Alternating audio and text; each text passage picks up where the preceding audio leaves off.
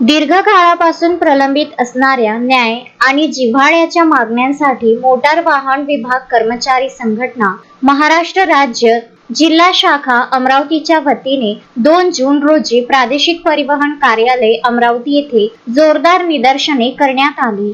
मागण्या पूर्ण न झाल्यास आगामी काळात तीव्र आंदोलनाचा इशारा देत कर्मचाऱ्यांनी प्रशासनाविरोधात शंखनाद केला आहे। आंदोलनादरम्यान कर्मचाऱ्यांनी आपल्या विविध प्रलंबित मागण्यांसाठी कार्यालयाचा परिसर घोषणाबाजीने दणाणून सोडला होता। कर्मचाऱ्यांनी काही प्रमुख मागण्या केल्या आहेत। यामध्ये आकृतीबंधांची पूर्वलक्ष्मी प्रभावाने त्वरित अंमलबजावणी करण्यात यावी, सर्व रिक्त पदे तसेच प्रशासकीय अधिकाऱ्यांची पदे पदोन्नतीद्वारे त्वरित भरली जावीत, परिवहन मंत्र्यांच्या आदेशानुसार लिपिक संवर्गातील पदोन्नती आदेश तात्काळ पारित व्हावेत, सर्व पदांचे सेवा प्रवेश नियम त्वरित तयार करण्यात यावेत, विशेषतः कार्यालय अधीक्षक आणि वर्ग 3 संवर्गातील नियमांना प्राधान्य मिळावे, तसेच मोटार वाहन अभियोक्ता पदाचे सेवा नियम नसल्याने विधी पदवीधारक कर्मचारी वंचित आहेत, ते नियम तात्काळ बनवावेत, पदोन्नती पूर्व विभागीय परीक्षेची अट पूर्णपणे रद्द करण्यात यावी,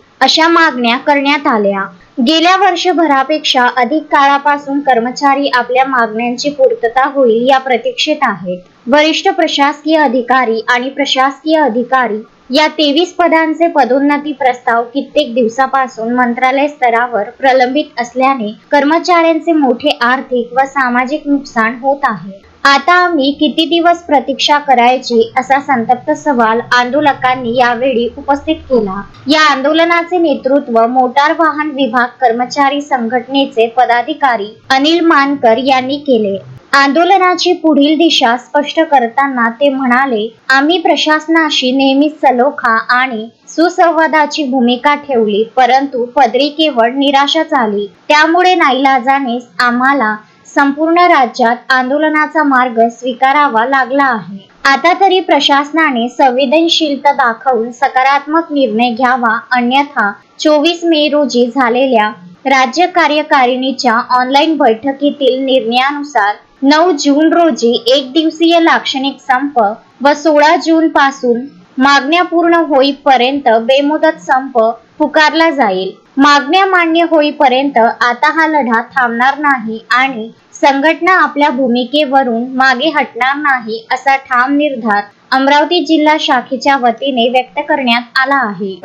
परिवहन विभाग राज्यातील सर्व परिवहन आयुक्त कार्यालयामध्ये महाराष्ट्रातल्या आरटीओ विभागात आज निदर्शनेचा कार्यक्रम आयोजित केलेला आहे।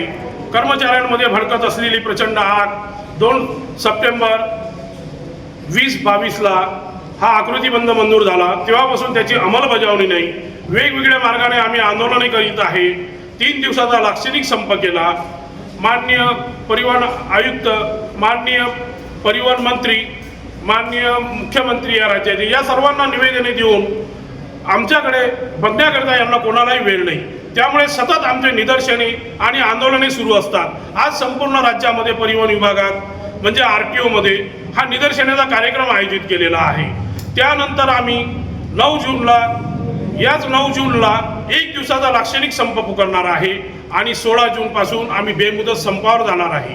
आमच्या आकृतीबंधाच्या मागण्या आहे, आमच्या कनिष्ठ टू वरिष्ठ लिपिकांच्या त्यांना पदोन्नती द्या, वरिष्ठ लिपिकांना कार्यासन अधिकारी म्हणून पदोन्नती द्या आणि जे कार्यालयीन अधीक्षक आहेत त्यांना प्रशासकीय अधिकारी म्हणून पदोन्नती द्या। ही पदोन्नतीची साखळी निरंतर राबविण्याकरिता कर्मचाऱ्यांमध्ये आज एकजूट होण्यासाठी सर्व कर्मचारी राज्यातले एकत्र आलेले आहे आणि प्रत्येक कार्यालयासमोर ते आज निदर्शने करीत आहे। निदर्शने करण्यामागे शासनाला लक्ष वेधण्याकरिता, शासनाला जाग आणण्याकरिता हा आज आम्ही कार्यक्रम आयोजित केलेला आहे आणि त्या अनुषंगाने आमचे टप्प्याटप्प्याने हे कार्यक्रम राहणार आहे। सेवानिवृत्त कर्मचारी होत आहे, त्यांना लाभ मिळत नाही, ते ज्युनियर क्लार्क म्हणून, सिनियर क्लार्क म्हणून ते रिटायर्ड होत आहे, तरी आमच्या विभागाला यत्किंचितही त्यांच्याविषयी सद्भावना नाही आहे, कुठेतरी त्यांच्याविषयी माणुसकी नाही आहे। हे सर्व थांबविण्याकरिता आज कर्मचाऱ्यांमध्ये फार मोठ्या प्रमाणात प्रचंड असंतोष खदखदत आहे, कारण की त्यांना कुठल्याच पदावर पदोन्नती मिळत नाही आहे। निव्वळ आश्वासित।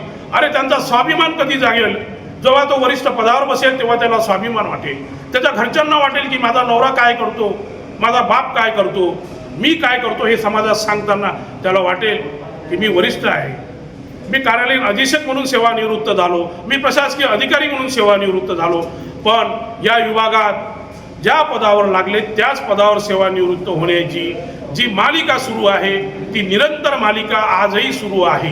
त्यामुळे या कर्मचाऱ्यांमध्ये प्रचंड असंतोष खतखतलेला आहे आणि आकृतिबंधानुसार आमच्या सर्व मागण्या शासनाने मान्य कराव्या ही आमची त्यांना नम्र विनंती आहे आणि कर्मचाऱ्यांना त्यांचे सेवा प्रवेश नियम तात्काळ मंजूर करावे। असे कोणते सेवा प्रवेश नियम आहे की जे दिल्लीच्या तख्तावर जाऊन बसणार आहे आमचा कर्मचारी, हे कळायला मार्ग नाही आहे। कुठले सेवा प्रवेश नियम आहे? मंत्रालयाचे परिवहन आयुक्त 2 मिनिटाच्या अंतरावर, हाकेच्या अंतरावर असलेले हे सेवा प्रवेश नियम यांना 3-3 वर्ष लागतात कसे? हा आता संशोधनाचा आणि एखाद्या युनिव्हर्सिटीने PhDचा घेण्याचा विषय निर्माण झालेला आहे। मित्रांनो, अशी कोणती आहे तुम्हाला की तुम्हाला दिल्लीच्या तख्त्यावर तुम्ही जाणार आहे? अशा कोणत्या तुमच्या विभागीय परीक्षा आहेत की तुम्ही थेट तुमचं आयुक्त म्हणून प्रमोशन होणार आहे? कळायला मार्ग नाही आहे। असे कुठले सेवा प्रवेश नियम बनवत आहे? अरे किती किमान लोकांना, कर्मचाऱ्यांना तुम्ही धूळफेक करणार आहे, किती त्यांचा अंत बघणार आहे?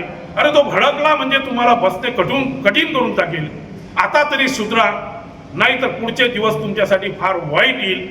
हा निर्वाणीचा इशारा आज आम्ही या सर्वांच्या माध्यमातून देत आहे आणि शासनाला विनंती आहे, आमचा अंत बघू नका, आमच्या मागण्या मान्य करा, आकृतिबंधानुसार आम्हाला पदोन्नतीचे लाभ मिळवून द्या आणि आमचे जे काही सेवा प्रवेश नियम असेल, जे काही तुम्ही विलंब केला असेल तो आता भविष्यात करू नका।